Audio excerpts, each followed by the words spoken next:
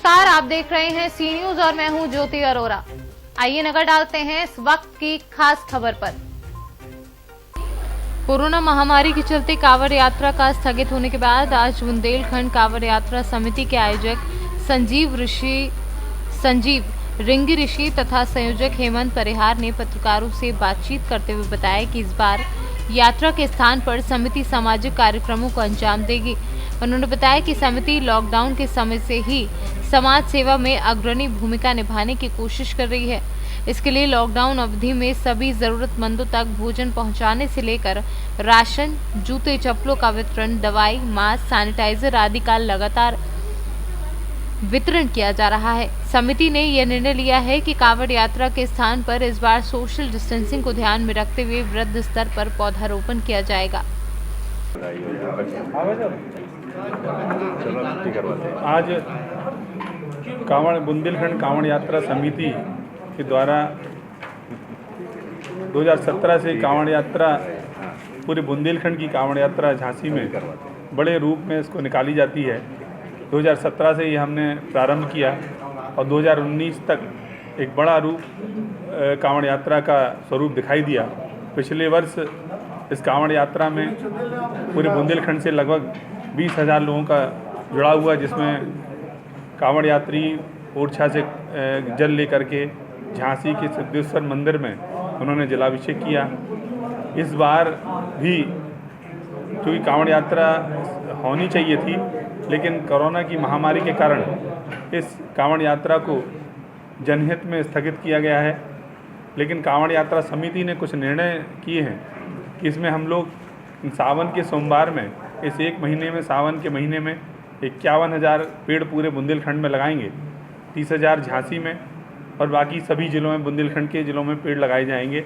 इसके अतिरिक्त सभी मंदिरों में हम लोग 51 मंदिरों में, भोलेनाथ जी के मंदिर में जलाभिषेक भी करेंगे।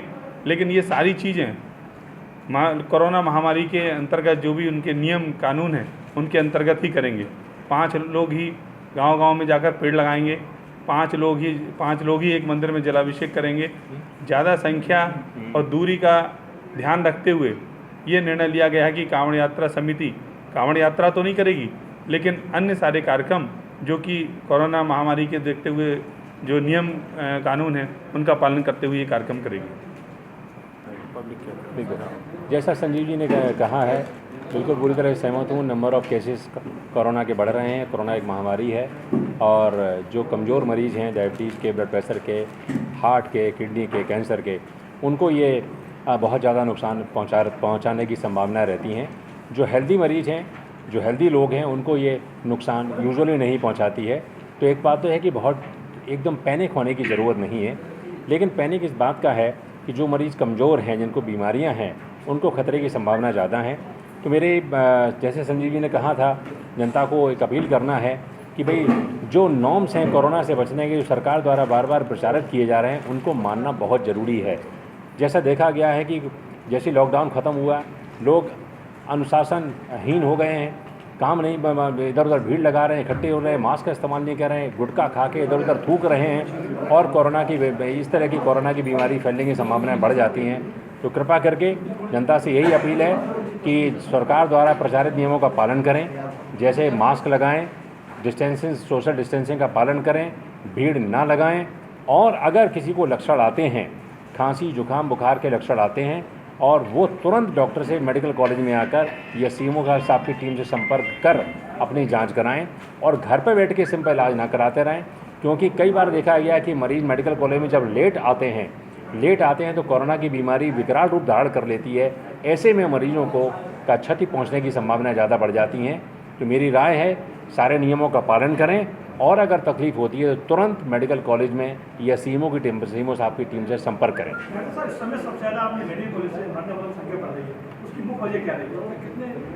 हाँ सर, बिल्कुल ठीक बात है। पहले थोड़ी संख्या ज़्यादा थी, अब जैसे जैसे लोगों में अवेयरनेस आ रही है, उसका मेन कारण ये था कि बहुत सारे लोग ब्रॉड डेड आए हैं या आने के अंदर 1 घंटे के अंदर उनकी मृत्यु हो गई।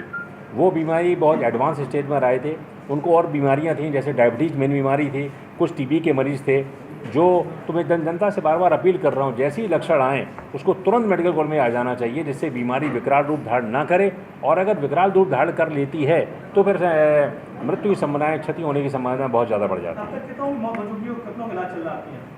सर इस समय करीब 131 मरीज भर्ती हैं हमारे यहाँ, और जिसमें करीब 17 मरीज आईसीयू के अंदर हैं, करीब 4 मरीज इसमें वेंटिलेटर पर हैं, और बाकी करीब 120 मरीज आइसोलेशन वार्ड में हैं। जितने मरीज आइसोलेशन में जो बिल्कुल जो सही समय पर आ गए वो सब ठीक होकर छुट्टी होकर जा रही है। तो भयभीत होने की ज़रूरत नहीं है, बस ये अनुशासित होने की ज़रूरत है कि तकलीफ़ होने के, ख़राब होने से पहले ही मेडिकल कॉलेज आ जाएं और अपनी जांच कराएं।